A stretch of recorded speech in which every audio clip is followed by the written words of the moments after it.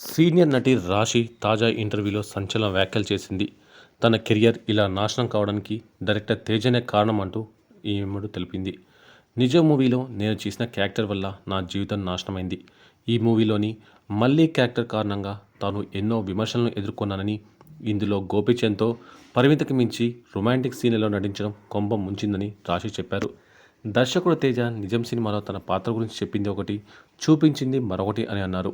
మొదటి నుంచి ఇష్టం లేకుండానే ఆ పాత్ర చేశానని, షూటింగ్ మొదలైన తొలి రోజే స్పాట్ నుంచి వెళ్ళిపోదామని అనుకున్నానని, కానీ అడ్వాన్స్ తీసుకోవడం వల్ల నటించాల్సి వచ్చిందని రాశి చెప్పుకొచ్చారు.